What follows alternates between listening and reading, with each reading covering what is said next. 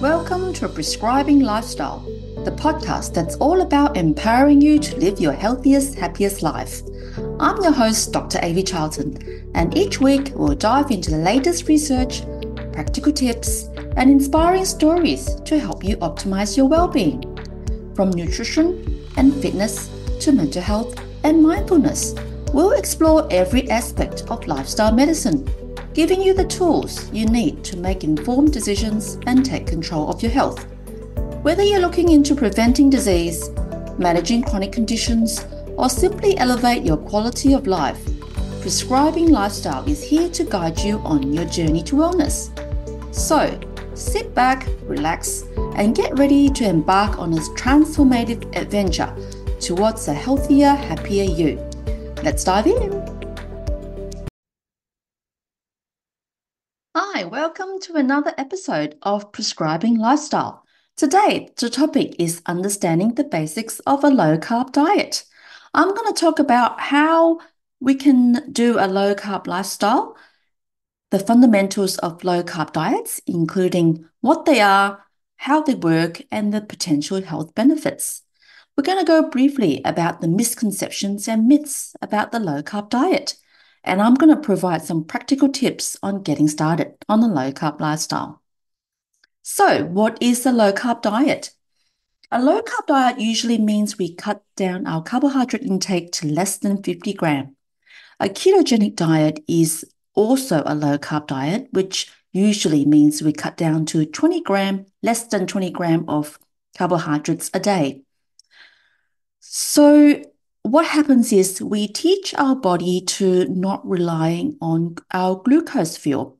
So if you eat mainly fat and protein, our body will shift our body fuel system to burning fat instead of glucose. So we can access our own body fat as our fuel, and we can actually lose fat and become more satiated. We get less hungry. In that, we can improve our metabolic health, our mitochondria functions a bit better, and our body functions much better, not totally relying on glucose. Of course, we can sometimes switch our body fuel system, sometimes burn glucose, sometimes burn fat. That is called metabolic flexibility. You have to train your body to do that. So, to do a low-carb diet, we cut our carbohydrate intake right down to less than 50 grams. How are we going to do it? We're going to eat mainly protein and healthy fat. So 4 steps on how to do a low-carb diet. Number 1, we're going to prioritize our protein, eat lots of meat, eggs, chicken, fish. Number 2, we add some healthy fat, which might include avocado, nuts and seeds, olive oil, and cheese. Even the fat around the meat is all very healthy. We're going to cut right back on our carbohydrates, which may include our bread, potato, sugar, rice, and if we're going to eat fruit, we only have a little bit, for example, half a cup of low-carb berries, and that might be enough fruit for the day. And how we change our body fuel system to burning fat is we're going to teach our body. We're going to add salt and seasoning so our food becomes tasty, and quite often in the urine, we wee out a lot of salt. So we need to add more salt to our body. Our body needs salt to function. Some common misconceptions and myths I'm going to go into a little bit is some people say that eating so much fat is not healthy and it's actually increases your risk of heart attacks. I don't think it's true. The American Society of Heart actually debunked that saturated fat can increase the risk of heart attack. There is no real evidence that eating more saturated fat can increase the risk of heart attacks. There's also some myths that cholesterol can be increased with ketogenic diet. However, when you look at the metabolic panel, includes the triglyceride and the good cholesterol, HDL, much more in correlation than your total cholesterol. Our body needs cholesterol, and eating high-fat diet, especially the healthy fat, in some people it can increase your cholesterol, but most people it doesn't. In another episode, we can dive into cholesterol and the myths that we worry about eating low-carb or ketogenic diets in increasing our cholesterol. Some people worry about eating so much protein can affect our kidney health. In fact, kidney health quite often gets worse with diabetes and hypertension.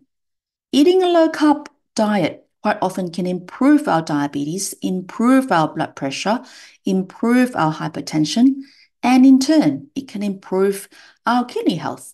So we actually see our patients who has their kidney function improved on a low carbohydrate lifestyle. So here are a few myths that people worry about when going on a low carb lifestyle. I will, in another episode, go into more about the myths and the misconception surrounding this low carb lifestyle. Some practical tips on how to get started. You can go all in, or you can go one step at a time. Some people like to just change one meal at a time. Usually it's the breakfast that's easiest to change.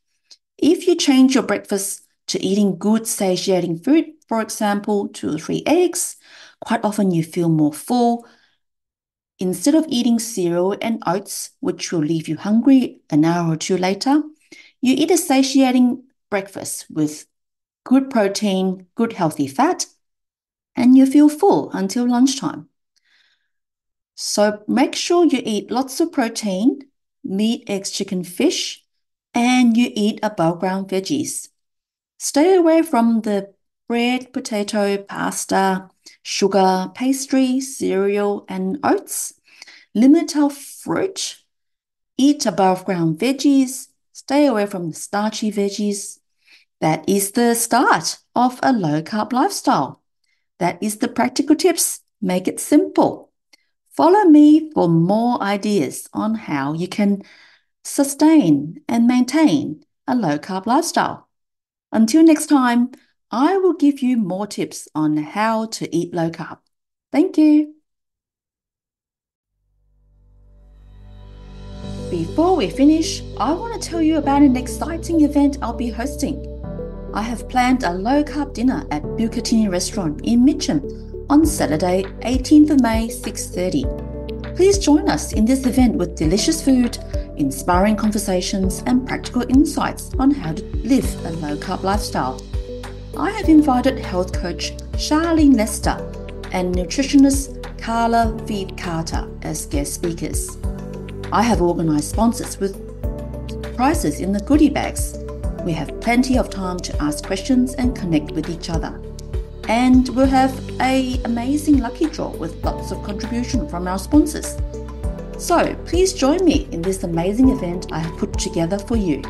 Don't miss out, reserve your spot, tickets are limited. Head to my website or check out the show notes for more details. Hope to see you there.